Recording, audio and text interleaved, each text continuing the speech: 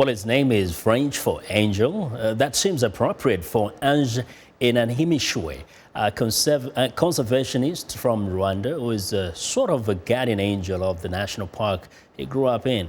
In our continuing series on young African leaders who interned in the U.S., we hear how Ange saved his own environment and got to learn how the U.S. is working to save its own. Ange Imanishimwe is passionate about nature. He's not just a tour guide at a national park back home in Rwanda, but he came up with a plan to save the environment from poachers who were destroying his beloved ecosystem. I developed the approach of what I can call win-win situation. I said, let me put in place a community-based organization which can engage the community in biodiversity conservation, but also which can provide the economic development to the community around the Nyungwe National Park. Ange was named Rwanda's top young innovator in 2012. Okay. With the grant money he won, he created a cooperative and he educated the poachers and introduced them to a new method of feeding their families and making use of their land. Ange purchased cows and got the poachers involved in a milk collection cooperative and the raising of livestock. He ended up creating 800 jobs. Now we gave jobs to the people who were poachers before. Now what we're doing is to see how we can create more green jobs and make sure that people can be really very healthy. Ange's love of the environment and his passion to save it is what inspired him to become a young African leader. After studying civic leadership at the University of California at Berkeley, he was able to intern at Boston's Nature Conservancy. Apart from the lecture circuit, Ange's internship has been a hands-on experience with Mother Nature. We are now in our way to Block Island to see the migratory birds and other animal species. Block Island is a national wildlife refuge located 19 kilometers off the coast of the state of Rhode Island.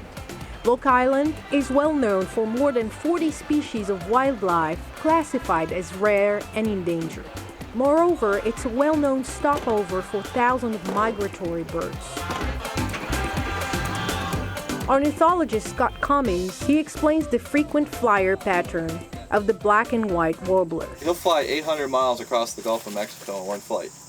800 miles? 800 miles. He'll leave like 6 o'clock at night, and he'll arrive at between 11 and 1 the next day in the morning. Cummings and his group are licensed by the government to attach stainless steel bands to the migratory birds, known as bird banding, a means of studying the bird's migratory patterns. And there you go. That's the best part.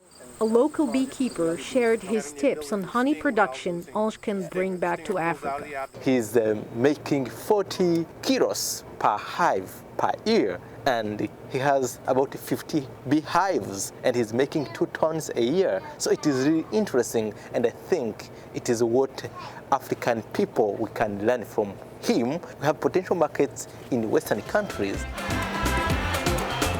Birds and beehives aside, the highlight of Ange's experience was his first dip in the ocean. I'm going to swim in Atlantic Ocean, and it is a great experience for me, so I'm very excited.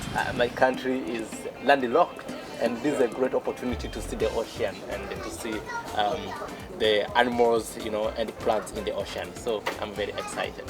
While Ange gained a lot of knowledge during his internship, he also did his part to give back to those who made him feel so welcome. We learned so much from him, especially about community-based conservation. I mean, he is on the forefront of that, being at the grassroots level. I think I'm really very happy because what I learned in the U.S. met my expectations, and now I feel a very important person who can go and change the whole continent in terms of economic development.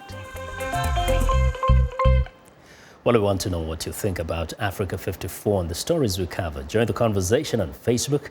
The address is Africa 54, and check out our headlines 24/7 on voaafrica.com. Find me on Twitter at VOA Vince McCory.